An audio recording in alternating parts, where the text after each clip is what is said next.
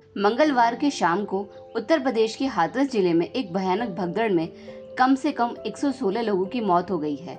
यह दुखद घटना एक धार्मिक सभा के दौरान हुई, जहां लोकप्रिय उपदेशक नारायण साकार हरि, जिन्हें भोले बाबा के नाम से जाना जाता है, का प्रवचन हो रहा था। जैसे ही हजारों भक्त भोले बाबा का प्रवचन सुनने के लिए इकट्ठा हुए, एक शांतिपूर्ण आयोजन जल्दी ही विनाशकारी रूप ले लिया। अधिकारियों के अनुसार एक अचानक उठे धूल के तूफान ने जब उपस्थित लोगों को अंधा कर दिया तो वे स्थान को छोड़ने की कोशिश कर रहे थे, जिससे भगदड़ मच गई। हालांकि चश्मदीद गवाहों ने एक अलग कारण बताया है। धूल इकट्ठा करने के लिए अफरा तफरी मच गई, जिसके ऊपर से उपदेशक का वाहन गुजरा था। घटना स्थल पर एम्बुलेंस की लाइनें लगी हुई थी, जो घायलों को पास के अस्पतालों में ले जा रही थी। एटा के मुर्दाघर के बाहर शोक संतप्त रिश्तेदार इकट्ठे हुए अपने प्रियजनों के बारे में समाचार पाने के लिए बेताब थे। इसके जवाब में यूपी के मुख्यमंत्री योगी ने अपनी संवेदना व्यक्त की है और स्थानीय अधिकारियों को चिकित्सा सहायता और राहत प्रयासों को सुनिश्चित करने का आह्वान भी किया है। दुर्भाग्य से यह कोई अलग थलग घटना नहीं है। भारत में धार्मिक समारोह में घातक भगदड़ का एक दुखद इतिहास है। वर्षों से भीड़ प्रबंधन में कमी और सुरक्षा के प्रति लापरवाही ने कई जानें ली हैं। आइए जानते हैं पिछली कुछ घटनाओं के बारे में। जनवरी 2005 में महाराष्ट्र के सतारा जिले में मंडर देवी मंदिर में एक वार्षिक तीर्थ यात्रा के दौरान 340 से अधिक भक्त उछल गए थे।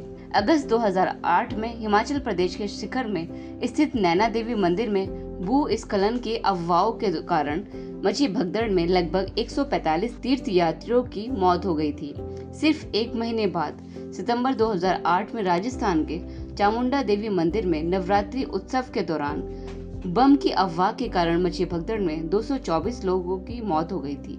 मार्च 2010 में उत्तर प्रदेश के एक हिंदू मंदिर में एक स्वयंभू बाबा से मुफ्त भोजन और कपड़े लेने के लिए भारी भीड़ उमड़ी और भगदड़ मच गई, जिसमें 63 लोगों की जान चली गई थी, जिनमें से आधे से अधिक बच्चे थे।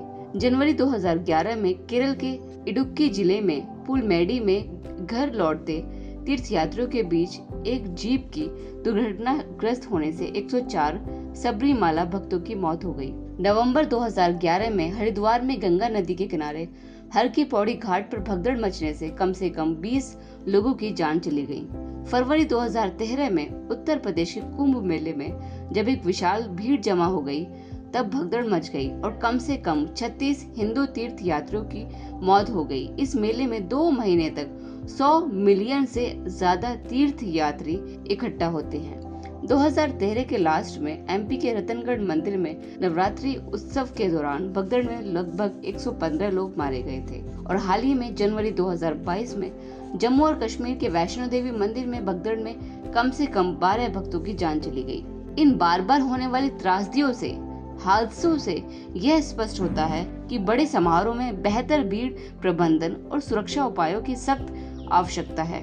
विशेषज्ञों का सुझाव है कि ज्यादा बड़ी योजना जिसमें भीड़ नियंत्रण बैरियर, स्पष्ट रूप से निकलने का रास्ता और वास्तविक समय संचार शामिल हो, ऐसी आपदाओं के जोखिम को काफी हद तक कम कर सकते हैं। चूँकि धार्मिक त्योहार और समारोह भारत के सांस्कृतिक और आध्यात्मिक जीवन का अभिन्न हिस्सा हैं, इसलिए लोगों की सुरक्षा सुनिश्चित कराना सरकार का प्राथमिक कर्तव्य होना चाहिए।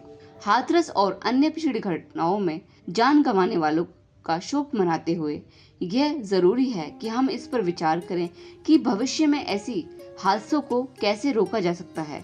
अधिकारियों, कार्यक्रम आयोजकों और उपस्थित लोगों के सामूहिक प्रयास सभी के लिए सुरक्षित वातावरण बना सकते हैं। हाथरस में हुए इस हादसे में जिन लोगों की मौत हुई है, हम उन लोगों के प्रति अपनी संवेदनाएं व्यक्त करते हैं और जो लोग घायल हुए हैं, हम चाहते हैं कि सरकार उन्हें उचित मुआवजा दे और भविष्य में इस तरह के हादसे ना हो, इस तरह की पूरी प्लानिंग एंड पॉलिसी बनाई जाए।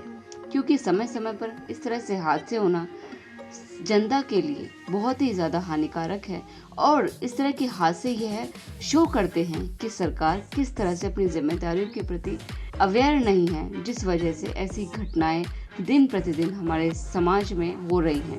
अगर आपको ये वीडियो महत्वपूर्ण लगी हो तो इसे सभी के साथ शेयर करें, लाइक करें, अपनी कमेंट जरूर करें और जागरूकता बढ़ाएं और बड़े समारोह में बेहतर सुरक्षा उपायों के लिए प्रयास करें।